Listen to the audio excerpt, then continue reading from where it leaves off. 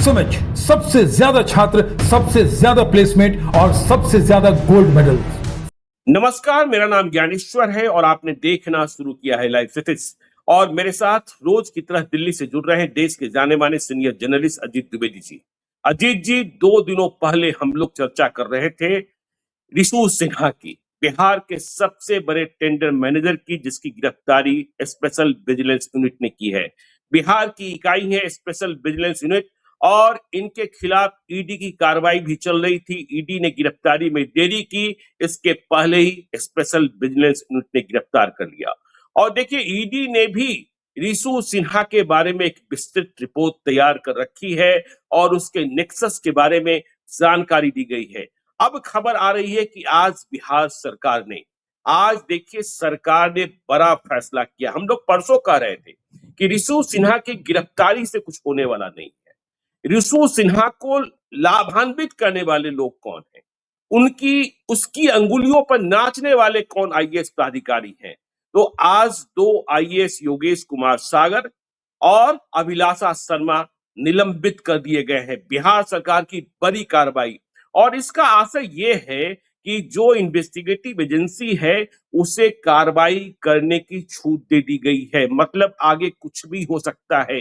Rishu Sinha jail में है और इधर कई और आईएएस के नाम सामने आ रहे हैं जिसकी साठगांठ रिशु सिन्हा के साथ ही बड़े बड़े आईएएस हैं, सरकार के प्यारे दुलारे आईएएस हैं। तो अब बिहार सरकार, देखिए, जब आईएएस के खिलाफ कार्रवाई होती है, नीतीश कुमार के कार्यकाल में आईएएस के खिलाफ कार्रवाई होते हम लोगों ने कम ही देखा है, क्योंकि कहा भी जाता था कि नीतीश कुमार के राजपाट में जो प्राधिकारी है, जो उनका तंत्र है, वह ज्यादा हावी है। लेकिन अब जब 2 आईएएस, और इन दोनों आईएएस के प्रोफाइल को मैं देख रहा था, यह आईएएस बने कैसे, बहुत ही कष्टकारी जीवन से निकले थे और निकलते ही रिशु सिन्हा जैसे दलालों की चपेट में आ गए, सरकारी ठेके बेचने वाले व्यक्तियों की चपेट में आ गए, उनके पैसों से विदेश की यात्रा करने लगे, अपने घर पर गमले लगवाने लगे, बगीचे लगवाने लगे। कार्रवाई जो है दूसरे आईएएस को, और यदि आपस में फूट पड़ी, जो ये 2 आईएएस हैं, बहुत बड़े नहीं है, एक ग्रामीण विकास विभाग में है और दूसरे एक अन्य विभाग में है, तो यदि इन्होंने मुंह खोला कि रिशु को मदद करने के लिए किसने कहा था, तो फिर और भी कई आईएएस प्राधिकारी फंस जाएंगे। तो सम्राट चौधरी का एक्शन स्पष्ट है। और यदि हम इतिहास की बात करें तो देखिए, गौतम गोस्वामी याद आते हैं, बाढ़ राहत घोटाला याद कीजिए। वो गौतम गोस्वामी जो पटना के जिलाधिकारी थे, जिन्होंने चुनाव प्रचार के दौरान भाषण का वक्त खत्म होने पर लाल कृष्ण आडवाणी को गांधी मैदान में भाषण देने से रोक दिया था। तो वह कैसे फंसे, बाद में उनकी मृत्यु ही हो गई। और फिर सुधीर कुमार याद कीजिए, बिहार के होम सेक्रेटरी भी हुए थे, बाद में बीएसएससी के चेयरमैन बने थे और पेपर लीक हुआ था। इसके बाद उनकी गिरफ्तारी हुई, कई साल तक जेल में रहे, वह भी अब जिंदा नहीं है। तो अब देखिए, सरकार जो है आईएएस महकमे को भी, आईएएस की जो लॉबी है उसे भी संदेश दे रही है कि आपको भी नहीं छोड़ेंगे। यदि हमने कहा है कि भ्रष्टाचार पर जीरो टॉलरेंस है तो है। तो पहली खबर इसकी चर्चा करेंगे। दूसरी खबर, राबड़ी देवी के बंगले को लेकर, 10 नंबर को लेकर तनातनी शुरू हो गई। हमने 2 दिन पहले ही कहा था, सम्राट चौधरी की सरकार एक ऐसा फैसला करने जा रही है, एक ऐसे व्यक्ति के नाम बंगला आवंटित करने जा रही है जहां से सियासत आगे बढ़ेगी। तो देखिए, राबड़ी देवी का बंगला जो पहचान बन गया, उसे नंद किशोर राम को आवंटित कर दिया गया। दलित मंत्री हैं, बीजेपी कोटे से मंत्री हैं।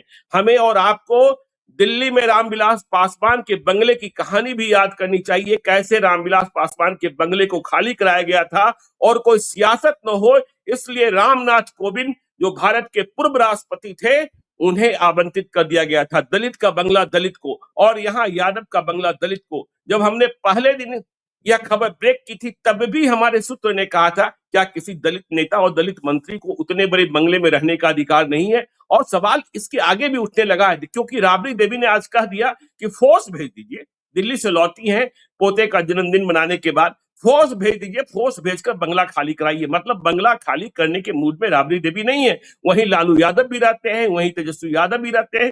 तेजस्वी यादव को दूसरा बंगला मिला हुआ है और राजद वाले सवाल उठाने लगे हैं कि नीतीश कुमार किस हैसियत से बंगले में रह रहे हैं, उतने ही बंगले बड़े बंगले में 7 नंबर। तो अजीत जी, पहले आईएएस के खिलाफ कार्रवाई और दूसरी सियासत राबड़ी देवी के बंगले की। बाकी आगे आपकी टिप्पणी। देखिए, ये हम लोग झारखंड में इस तरह की चीजें आमतौर पर होती रहती थी। जी, अभी भी निकालिए तो आईएएस जेल में है। विनय चौबे को हमको बिल्कुल। लगता है कि अभी तक उनको जमानत नहीं हुई है शायद। पूजा सिंघल को जमानत हो गई। छवि रंजन भी पता नहीं अभी जमानत पर छूटे या जेल में ही है। तो कई आईएएस, एक समय में कई आईएएस झारखंड की जेलों में थे।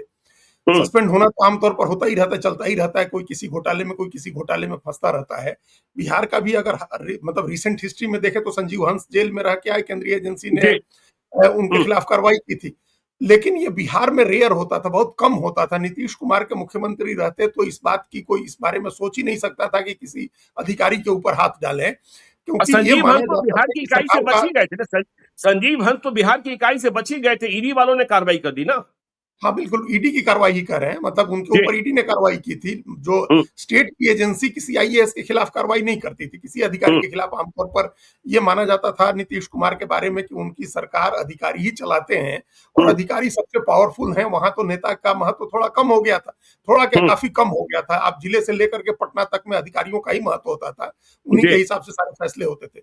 हालांकि नीतीश कुमार ने एक कानून बनाया था कि संपत्ति जब्त करेंगे और उनकी जब्त संपत्तियों में स्कूल खोले जाएंगे। जो अपराध की कमाई होगी, अधिकारियों के यहाँ नारायण कार्रवाई मिश्रा होगी। याद है लेकिन ना, एक्स डीजीपी बिल्कुल, नारायण मिश्रा। जी, बिल्कुल। तो वहीं उसी तरह की कुछ कार्रवाई, कुछ इंजीनियर्स के खिलाफ जरूर कार्रवाई हुई। कुछ इंजीनियर्स हम्म, के यहाँ कुछ स्टेट सर्विस के पदाधिकारी जो प्रखंड और जिला के स्तर पर कहीं तैनात थे और संपत्ति जब्त करके वहां कुछ सरकारी कार्यालय खोलने की पहल भी हुई थी। हम्म, लेकिन इस बड़े पैमाने पर एक नेटवर्क पूरा पकड़ा जाना और फिर उस नेटवर्क के अंदर घुस करके उसको खंगालने की कोशिश करना, क्योंकि ये सिर्फ सस्पेंशन नहीं है, 2 आईएएस अधिकारियों के सस्पेंशन का मामला नहीं है यहाँ। जी, हम लोग परसों जब चर्चा कर रहे थे तो हम लोग का थ्रस्ट इसी बात पर था, इसी बात पर फोकस था हम्म, कि रिशु श्री या रिशु सिन्हा जो कहें, जो वो भी तो है, प्राइवेट व्यक्ति है ना। वो तो प्राइवेट व्यक्ति है ना। बिल्कुल। प्राइवेट व्यक्ति, हम्म, उसके दस्तखत से तो कुछ नहीं होना है।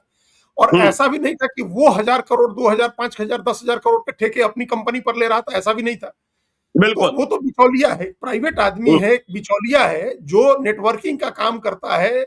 और नेटवर्किंग में उसकी नेटवर्किंग के तब तक पूरी नहीं होगी जब तक नेता, अधिकारी और ठेकेदार तीनों का एक हम्म, नेक्सस नहीं बनेगा। आप याद करिए बिल्कुल। किस तरह से इसी नेक्सस को लेकर के एक एनएन बोरा कमेटी बनी थी जिस समय नरसिंह राव की सरकार थी। उसके बाद ही एनएन बोरा एक कमेटी बनी थी जिस कमेटी को कहा गया था, यही काम था, इसी तरह के नेक्सस को तलाशना था, जो उस हम्म, नेक्सस को पहचान करना और उसको खत्म करना। उस एनएन वोरा कमीशन की रिपोर्ट रखी रह गई, धूल फांकती रह गई। बाद में एनएन वोरा बहुत लंबे समय तक गवर्नर रहे जम्मू कश्मीर के, कुछ हुआ नहीं उस पर। तो ये जी, नेक्सस बनता है और इस नेक्सस के का ये जो जिसमें नेता भी शामिल होते हैं, अधिकारी भी शामिल होते हैं और ठेकेदार शामिल होते हैं। हम्म, इसमें कोई एक बिचौलिया होता है। ये बिचौलिए का काम कर रहा था यहाँ रिशु श्री जो है। जी, इसका काम ये था कि आप मिलवाइए जो आईएएस अधिकारी है उसको, ठेकेदार को मिलवाइए और बीच में अपना कमीशन लीजिए। उनका काम तय हम्म, कराइए, उस पर आप कमीशन लीजिए। ये काम कर रहा हम्म, था। और इसके लिए बिल्कुल। इसके इसी के अगली अगली कड़ी के तौर पर कार्टेल बनाया जाता था कि भाई 5 हम्म, लोगों का कार्टेल बनेगा। वो सब लोगों के हितों का ख्याल रखेगा और उनके बीच ठेके बटेंगे। एक ठेका इसको, एक दूसरा उसको, तीसरा उसको। तो एक नेक्सस काम कर रहा था और कई मिनिस्ट्रीज का नेक्सस था जिसमें नगर विकास, आवास और कई चीजों के हम लोगों ने पहले उस पर हम लोग चर्चा कर चुके हैं। हम्म, तो तब ये इसका मतलब है कि बिचौलिए को पकड़ने से कुछ नहीं होगा। बिल्कुल। जिसने लाभ पहुंचाया है उसको जब तक नहीं पकड़ेंगे और जिसको लाभ मिला है उसको नहीं पकड़ेंगे तो कुछ नहीं होगा। अब अगर ये शुरुआत है ज्ञानेश्वर जी, और अभी तक रिशु सिन्हा से पूछताछ नहीं हो रही है, अभी उसको रिमांड पर लेकर के जो स्पेशल विजिलेंस यूनिट है वो पूछताछ नहीं कर रही है। ये हम्म, तो शुरुआती जो रिपोर्ट आपने कहा कि ईडी ने तैयार की है या स्पेशल विजिलेंस यूनिट ने जो रिपोर्ट तैयार की है, उस बिल्कुल। रिपोर्ट में इन अधिकारियों का नाम आया कि ये अधिकारी जो है, ऐसे हम्म, अनेक अधिकारी हैं जिनके जी, घरों पर पार्टी आयोजित करता था रिशु सिन्हा, जिनके बच्चों के बर्थडे की बड़ी बड़ी पार्टियां आयोजित करता था, जिनके घरों पर लाखों लाख रुपए लगा करके बागवानी कराई जाती थी, जिनकी छतों पर, जिनको विदेश की यात्रा कराई जाती थी। ऐसे हम्म, अनेक लोगों के नाम है और वो नाम ईडी की सूची में भी है। मतलब ईडी ने जो रिपोर्ट बिल्कुल, तैयार की उसमें बिल्कुल। भी है और सरकारी खर्चे की स्पेशल एक डाय विजिलेंस यूनिट में सरकारी भी है। खर्चे की एक डायरी मिली है, ऐसा बताया जाता है। और व्हाट्सएप चैट में जितने नाम हैं, वह चौंकाने वाले नाम हैं। उसमें कई आईएएस हैं और सर्विलांस पर ईडी और स्पेशल विजिलेंस यूनिट के सर्विलांस पर ये जो लिस्ट तैयार हुई है, वह तो बिल्कुल ही परेशान करने वाली है। और हमने कहा ना, कई प्यारे दुलारे आईएएस जो नीतीश कुमार की सरकार में रहे, उनके नाम आ रहे हैं। आगे उनके बारे में भी देखना होगा। जी, जी। बिल्कुल, तो अब ये देखना है हम लोग जो उस दिन चर्चा कर रहे थे कि क्या जी। आगे बढ़ती है कार्रवाई। आप हुँ, आँख में धूल झोंकने का काम करते हैं या सचमुच ईमानदारी से सिस्टम में सफाई करना चाहते हैं? हुँ, अगर ईमानदारी से सिस्टम में सफाई करना चाहते हैं तब तो बहुत बड़े पैमाने पर जिसको पर्ज करना बोलते हैं, हुँ, पर्ज करना होगा। आपको सफाई करने के लिए आपको कत्लेआम करना होगा। मतलब ये नहीं देखना होगा कि ये सरकार के बड़े दुलारे हैं, ये बड़े हुँ, प्यारे रहे हैं या इस जाति समूह से आते हैं, ये फलाँ जगह से आते हैं, ये फलाँ हुँ, नेता के बड़े करीबी रहे, ये सब नहीं देखना होगा। जी, ईमानदारी से आपको जाँच करा करके और सबको जैसे इनको सस्पेंड किया, सस्पेंड करने से सस्पेंड किया आपने, इनसे पूछताछ करी।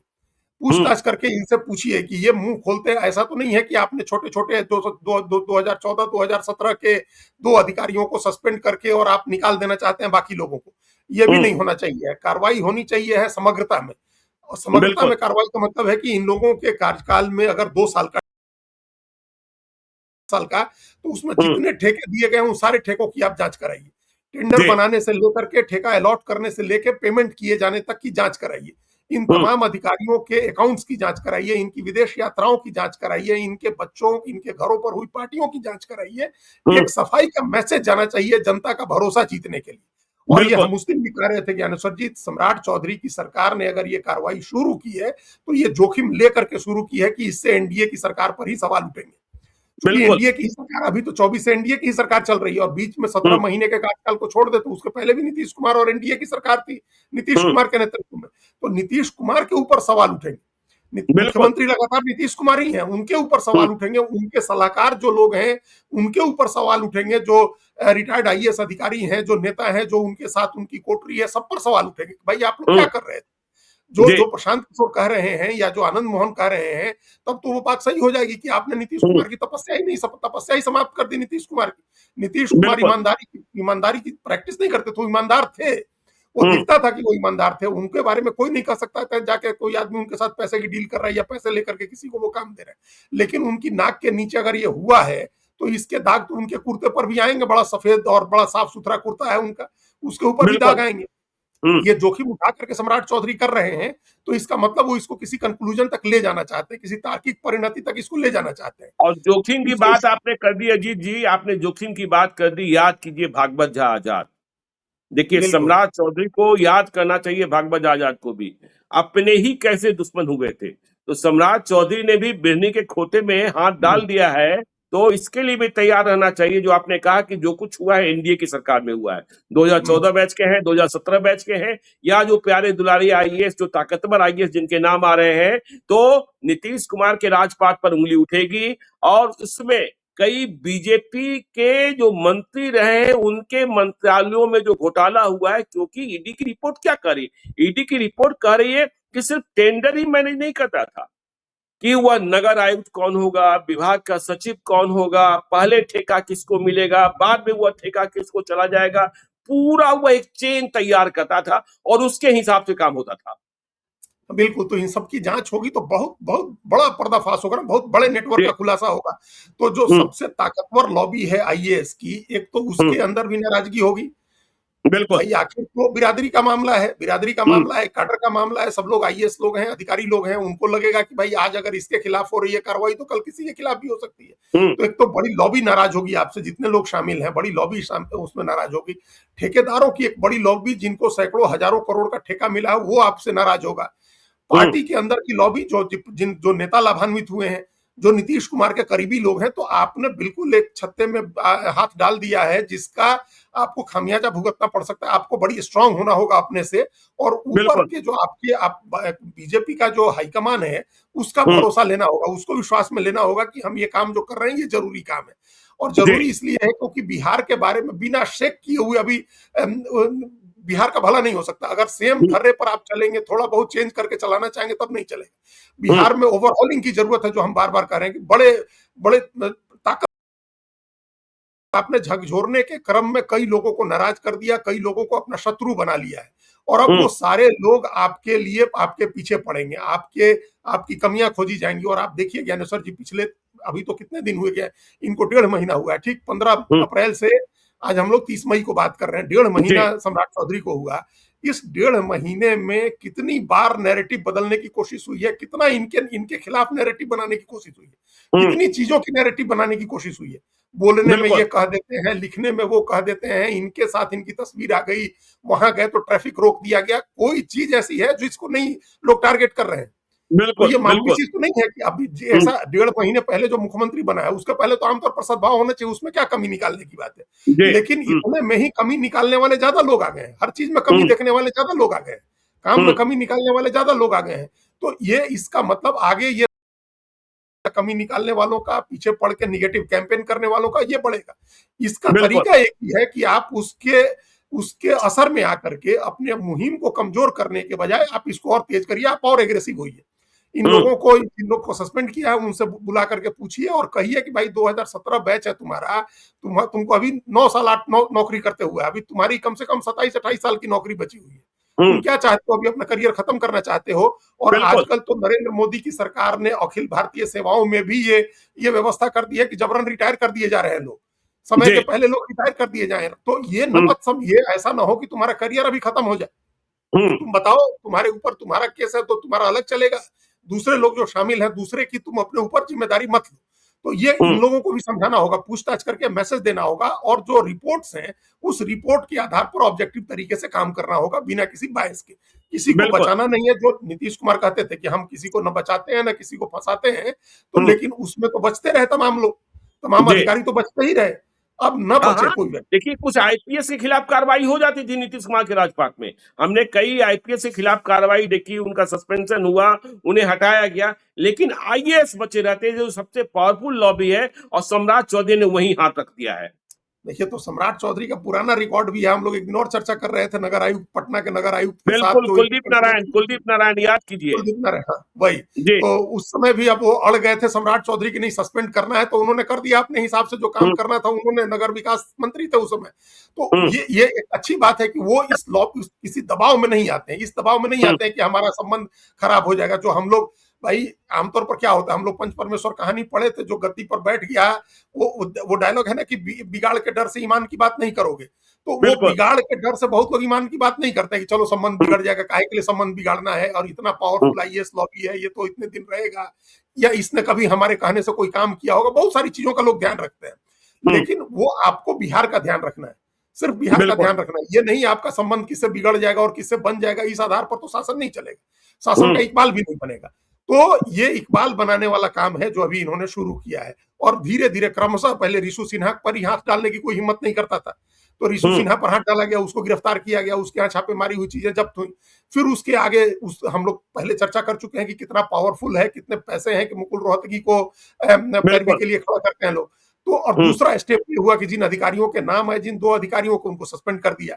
अब हुँ, इसके आगे की कार्रवाई होनी चाहिए। रिशु सिन्हा जी। से पूछताछ करिए, उससे पूछताछ करके, और उसको भी बताइए, उसको समझ होगी खुद से कि उसके हुँ, ऊपर कोई ज्यादा केस नहीं चल सकता है। आप ज्यादा से ज्यादा पीएमएलए का केस चला देंगे, तो हुँ, पीएमएलए के केस में 7 साल की सजा होती है। जी। 6-8 महीने में उसकी जमानत हो जाती है, हर व्यक्ति की 6-8 महीने में जमानत हो जाती है, फिर आप उसके बाद मुकदमा चलाते रहिए। वो तो प्राइवेट आदमी है ना, जो संपत्ति बिल्कुल। जब्त किया है उसका टैक्स भर देगा तो वो भी समाप्त हो जाएगा मामला। तो हुँ, उसको ये, उसके खिलाफ ज्यादा मामला नहीं बन सकता है। मामला बनेगा जो सरकारी पदाधिकारी है, जिन्होंने ओथ लिया हुआ है, नेता हुँ, हो या अधिकारी हो, जिन्होंने शपथ ली है, जो सरकारी कानून से बंधे हुए हैं, उनके हुँ, ऊपर कार्रवाई हो। तो ऐसा ना हो कि एक के जरिए इसको पकड़ के 2 लोगों को सस्पेंड करके बाकी लोग बच जाए। बिल्कुल। कार्रवाई होनी चाहिए सबके खिलाफ। रिशु सिन्हा से पूछताछ होनी चाहिए है, और उससे नाम लेने चाहिए, उसको बताना चाहिए, कन्फ्रंट करना चाहिए ना, सामने बिठा करके पूछताछ करिए कि भाई हुँ, तुमने इनके लिए कुछ किया है कि नहीं किया। सामने बिठा करके पूछताछ करिए, सारी चीजें, मतलब अब तो डिजिटल फुटप्रिंट इतना है ज्ञानेश्वर जी, हर जगह डिजिटल बिल्कुल। फुटप्रिंट होता है। पहले हुँ, वाली बात तो है नहीं, आप घूमने गए तो आपने तस्वीरें खींची होंगी, आप कहीं रुके होंगे, होटल में आपका आधार लगा होगा, या जो भी परिचय पत्र है वो लगा होगा। सारी चीजें सरकार, सरकारी एजेंसी चाहे तो एक दिन की जांच में जुटा लेगी भाई ज्ञानेश्वर आप जी। जितना बार मोबाइल का की बटन हाँ, दबाते हैं और कोई नंबर डायल करते हैं, व्हाट्सएप करते हैं, उतना आईपी एड्रेस तो क्रिएट हो जाता है। हाँ? क्रिएट होता है, ये और तो बड़ा सब आसान सब काम हो गया है। ये तो और बड़ा सब आसान काम दर्ज हो होता गया है, है। जी, सब सब दर्ज दर्ज होता होता है। है। आज एक बार कह दीजिए, जो आप इंटरनेट सर्विस प्रोवाइडर है, जो आपका हुँ, मोबाइल सर्विस प्रोवाइडर है, उसको कहिए, वो आपको सारा डिटेल दे देगा। कॉल डिटेल बिल्कुल। रिकॉर्ड निकलवा लीजिए कि कितने लोगों से रिशु सिन्हा की कितनी बार बात होती थी। ये तो सारी हुँ, चीजें जो है आजकल इतना इतना आसान कर दिया टेक्नोलॉजी ने। इकोनॉमिक फ्रॉड को, कम से कम इकोनॉमिक जो अपराध हुए, आर्थिक अपराध है, उनकी जांच को इतना आसान बना दिया है कि इसमें हुँ, एजेंसी ईमानदारी से काम करे तो हर व्यक्ति पकड़ा जाए, सबूत के साथ पकड़ा जाए। कोर्ट में भी बिल्कुल प्रूव करने में समय नहीं लगेगा। तो ये करिए, बिल्कुल। इस मामले को लॉजिकल कंक्लूजन तक पहुंचाने का ये मामला है कि आप इनके खिलाफ मुकदमा चलवाइए और सजा हम्म करवाइए। असली हम्म चीज क्या है कि सजा का भय होता है। कानून कितना बिल्कुल। भी मजबूत हो आपका और सजा का प्रावधान कितना भी बड़ा हो, अगर आप सजा नहीं दिलवा पाते हैं तो भय नहीं बनता है। हाँ, आप यहाँ तो जमानत थोड़े छूट आप हाफ इनकाउंटर फुल इनकाउंटर कर लेंगे। नहीं कर सकते हैं, वो तो नहीं कर हाँ, सकते नहीं हैं कर कि सकते। गोली मार जी। करके उसके भय उससे डर जाएगा कोई आदमी। हम्म देखिए हम देख रहे हैं, हम झारखंड में देख रहे हैं, पूजा सिंघल के सीए के यहाँ से 20 करोड़ रुपए बरामद हुए। हम्म 20 करोड़, आप सोचिए 20 करोड़ कितनी बड़ी रकम होती है। मनरेगा घोटाले बिल्कुल। का मामला है, हम्म हॉस्पिटल के उस पर वो ताले लगे। अब अंतिम नतीजा जो है, जो अभी तो जांच चलेगी, मुकदमा चलेगा, हम्म लेकिन वो जमानत पर छूट गई और जमानत पर छूट के बहाल हो गई, सरकार में नौकरी कर रही। बताइए। बिल्कुल। अब आप सोचिए, ये अगर इस तरह से आप करिएगा तो फिर तो कोई मैसेज नहीं होगा। क्यों हम्म कोई अधिकारी चिंता करेगा इस बात की कि भाई जब उसको है कि हम थोड़े दिन जेल में रह के निकलेंगे तो फिर अपना अपना बहाल हो जाएंगे और नौकरी करते रहेंगे, तो उसको क्या क्या चिंता होगी उसको। संजीव हंस कर ही रहे हैं ना, संजीव हंस भी कर कर ही रहे रहे हैं हैं ना। संजीव हंस, देखिए बिहार में संजीव हंस कर रहे हैं। तो ये हाँ। नहीं होना चाहिए। जब तक आप उसको सजा नहीं दिलवाएंगे और सर्विस रूल जितना सख्त है, उस सर्विस रूल को आप उसमें इंप्लीमेंट करवाइए कि सर्विस रूल क्या कहता है, उस रूल के हिसाब से काम करिए। और स्पीडी ट्रायल की जरूरत असली यही है।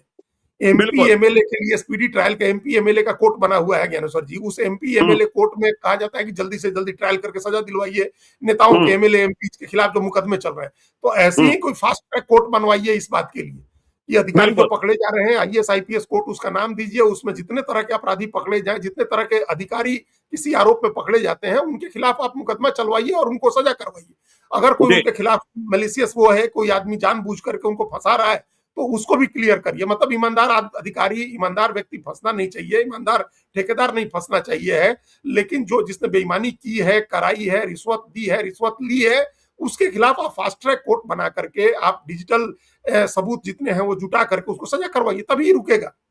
नहीं तो तभी कैसे रुकेगा। रुकेगा। बिल्कुल बिल्कुल बिल्कुल। तभी रुकेगा। देखिए, अब चलिए दूसरे पहलू की ओर चलते हैं। बिहार की सबसे गर्मा गर्म सियासत, राबड़ी देवी का 10 नंबर बंगला, जहां लालू यादव भी रहते हैं, तेजस्वी यादव भी साथ रहते हैं। तेजस्वी यादव को दूसरा बंगला आवंटित है। जब नीतीश कुमार मुख्यमंत्री थे, बिहार में एनडीए की सरकार बनी थी 2025 के विधानसभा चुनाव के बाद, तभी उन्हें बंगला खाली करने को कहा गया था और उन्हें हार्डिंग रोड में बंगला आवंटित कर दिया गया था। लेकिन तब कहा गया कि नीतीश कुमार की गैर जानकारी में यह सारा आदेश हो गया था, मामला शिथिल पड़ गया। अब देखिए, बिहार में सरकार बदली, सम्राट चौधरी मुख्यमंत्री बने।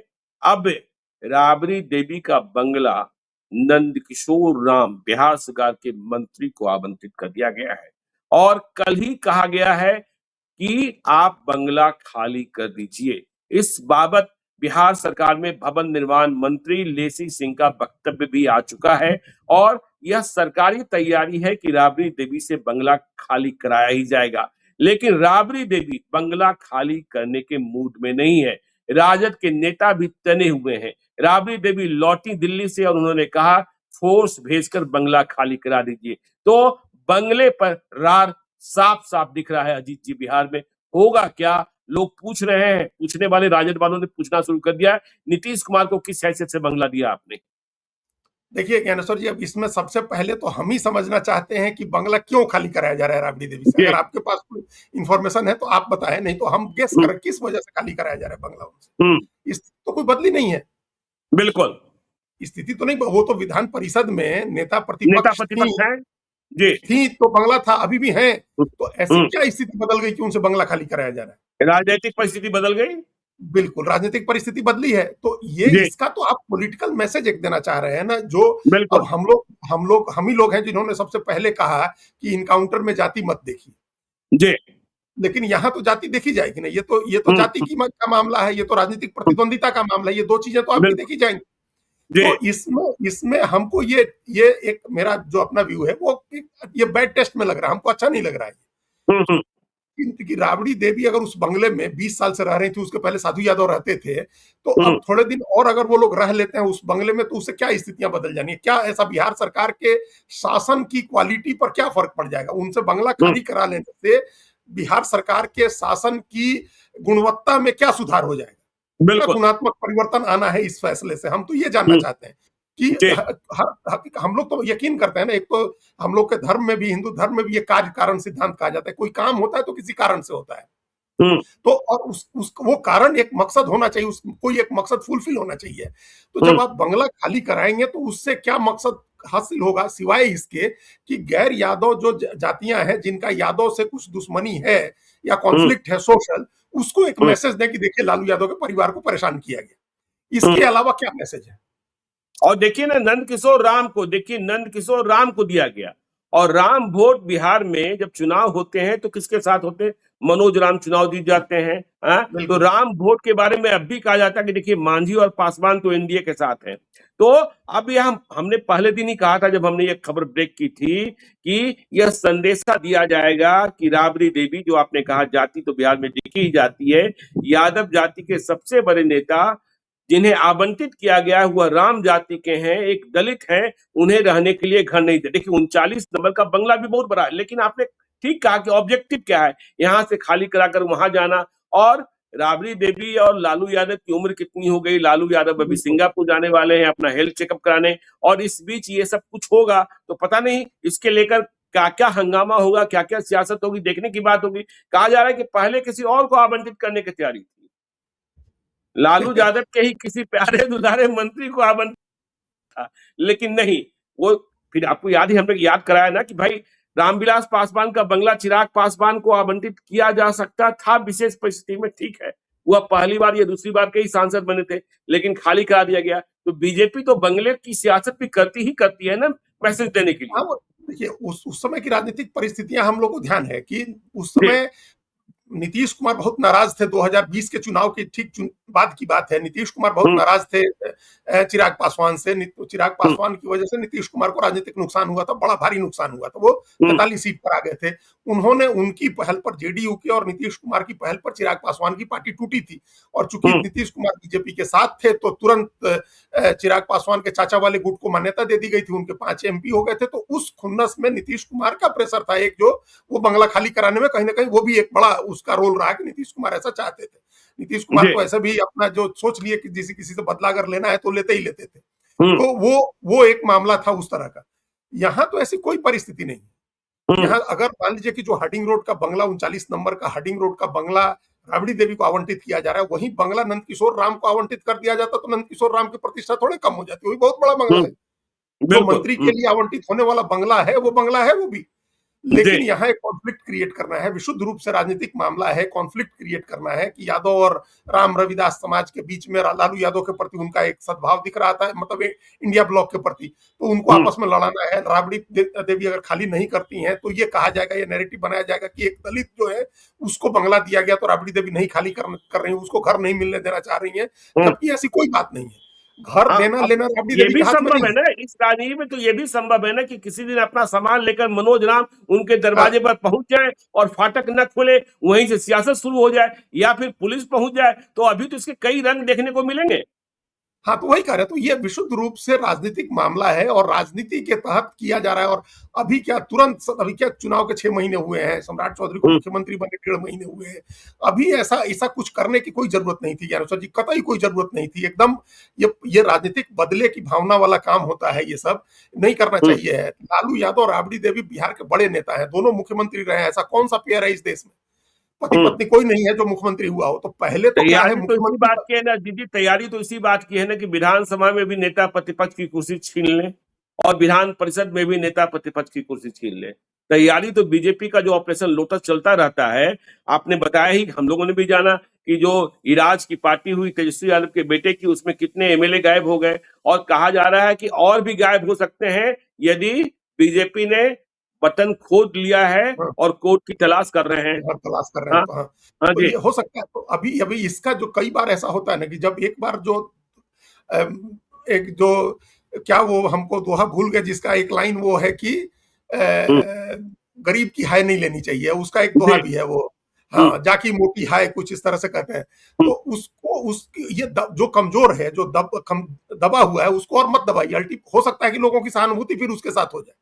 और ये कोई ऐसी बात नहीं है कि पहले नहीं हो चुका है। जितनी बार इस तरह की घटनाएं हुई हैं, उतनी बार ज्यादा सहानुभूति लोगों की होती रही है। लोगों के, इंदिरा गांधी को इसी तरह से अरेस्ट किया गया था, बड़े नेता नहीं चाहते थे कि इंदिरा गांधी को गिरफ्तार किया जाए। चौधरी चरण सिंह की जिद में उनको अरेस्ट किया गया, उसके बाद सब जानते हैं कि क्या हुआ। तो देखिए, पहले एक व्यवस्था थी बिहार में भी, सब जगह थी कि पूर्व मुख्यमंत्रियों को आवास आवंटित होगा। तो नीतीश कुमार ने एक नियम बदल दिया कि अगर पति पत्नी दोनों मुख्यमंत्री हैं तो एक ही आवास मिलेगा। तो तब वो अभी हाईकोर्ट ने खत्म कर दिया, और हाईकोर्ट ने खत्म कर दिया। हम वही कह रहे थे, जब ये नियम हाईकोर्ट ने नहीं खत्म किया था तो पहले नीतीश कुमार ने नियम बनाया कि अगर पति पत्नी दोनों मुख्यमंत्री हैं तो एक ही बंगला मिलेगा। तब भी लालू यादव ने कहा था कि देश में कौन दूसरा पति पत्नी मुख्यमंत्री है, खाली हम ही लोग एक पति पत्नी है, तो हम ही लोग का एक बंगला छीनने के लिए ये बदलाव हुआ है। फिर भी उन्होंने ये रखा कि एक बंगला रहेगा जिस बंगले में ये रहेंगे। तो आप देखिए, भारत में अभी भी है ना कि पूर्व प्रधानमंत्री के परिवार को बंगला मिलेगा। दिल्ली के लुटियंस में सबसे बड़ा बंगला तो आज भी विश्वनाथ प्रताप सिंह की पत्नी के पास है। नहीं, इनके पास, सोनिया गांधी के पास है। 10 जनपद जो है, हाँ, वो आकार में सबसे बड़ा बंगला लुटियंस में, वो तो सारे पूर्व प्रधानमंत्रियों को मिलता है। मतलब विश्वनाथ प्रताप सिंह हो या एच.डी. देवगौड़ा हो या राजीव गांधी का, सभी प्रधानमंत्रियों को जो है ये के परिवार को जीवन पर्यंत बंगला मिलता है। जब तक प्रधानमंत्री रहेंगे, जब तक उनकी पत्नी जिंदा रहेंगी, या महिला प्रधानमंत्री है तो उनके पति जिंदा रहेंगे, तो बंगला उनको आवंटित होता है। इसी नाते आज 10 जनपद में सोनिया गांधी रहती हैं, इनकी नहीं रहेंगी, किसी सदन की सदस्य नहीं रहेंगी, तब भी जब तक रहेंगी तब तक रहेंगी। इसी तरह से पूर्व राष्ट्रपति, पूर्व उपराष्ट्रपतियों के भी परिवार के लिए, परिवार मतलब उनके लिए, उनकी पत्नी के लिए बंगला आवंटित है। अभी हामिद अंसारी साहब रहते हैं बंगले में वर्षों तक। अभी हमको ध्यान नहीं है, पता नहीं कृष्णकांत जी की पत्नी अभी जीवित है या नहीं, लेकिन कृष्णकांत जी का निधन हो गया था, उनकी पत्नी और उनके बेटे रश्मिकांत जी रहते थे बंगले में, बड़े टाइप के बंगले में। तो ये नियम होता था। मान लीजिए पूर्व मुख्यमंत्रियों के लिए आपने नियम बदल दिया कि पूर्व मुख्यमंत्री को बंगला और सुविधाएं नहीं देंगे, तब भी अभी तो कम से कम वो नेता प्रतिपक्ष और कैबिनेट मिनिस्टर का दर्जा है ना, और इसी दर्जे की वजह से आप उनको एक बड़ा बंगला दे रहे हैं। तो ये बंगला खाली कराने की क्या जिद है? ये तो बल्कि लोग आंख मूंद लेते हैं। भाई, बड़ा नेता कैसे बनता है? सोनिया गांधी जो है, रामविलास पासवान चुनाव हार गए थे 2009 का लोकसभा का चुनाव, तो उनका बंगला उसी समय चाहती, कांग्रेस पार्टी की सरकार थी और सोनिया गांधी के पड़ोसी थे, चाहती तो सोनिया गांधी उसी समय बंगला खाली करवा सकती थी। लेकिन सोनिया गांधी ने बंगला खाली नहीं कराया, उनको इंतजार किया मई 2009 के बाद 10 के मार्च अप्रैल तक, जब तक राज्यसभा का चुनाव नहीं हुआ और रामविलास पासवान राज्यसभा में नहीं आए, तब तक सोनिया गांधी ने इंतजार किया। राज्यसभा में आ गए तो फिर उनको बंगला वही आवंटित हो गया। तो ये कई बार इसका ये भी चेंज होता है कि लोकसभा पूल का आवास है, सांसद राज्यसभा में चला गया तो पूल चेंज करा के उसको राज्यसभा में डालिए और उसको बंगला दे दीजिए। तो ये होता है, ये बड़प्पन होता है नेताओं का। ये बड़प्पन दिखाना चाहिए था। राबड़ी देवी और जितनी राजनीतिक प्रतिद्वंदिता हो, दोनों 15 साल मुख्यमंत्री रहे हैं और अभी भी 40% वोट उनको बिहार की जनता देती है, बिहार की जनता पसंद करती है, तभी 40% लोग उनको वोट दे रहे हैं। तो ये उनके साथ इस तरह का व्यवहार, अब स्थिति बदल जाए, मान लीजिए विधान परिषद के नेता प्रतिपक्ष से हट जाए वो उस पद से, फिर आप तत्काल बंगला खाली करा लीजिए, उसमें कोई दिक्कत नहीं। जब तक है तब तक खाली कराने का कोई हमको लॉजिक समझ। तो चलिए देखिए, बंगले की सियासत चल रही है और इस बीच 2 आईएएस सस्पेंड कर दिए गए हैं और सस्पेंशन हो गया है तो स्पेशल विजिलेंस यूनिट या फिर ईडी कार्रवाई को स्वतंत्र हो गई है। आगे बड़ा एक्शन हो सकता है, तो बिहार में क्या होगा वह भी बताएंगे। आप देखते रहिए लाइव सिटीज को। यदि अब तक आपने हमारे यूट्यूब चैनल लाइव सिटीज को सब्सक्राइब नहीं किया है तो जरूर कर लीजिएगा, और यदि इस वीडियो को आप फेसबुक पेज के माध्यम से पेज को लाइक कीजिएगा, हैंडल एक्स पर भी हमें फॉलो कीजिए। धन्यवाद।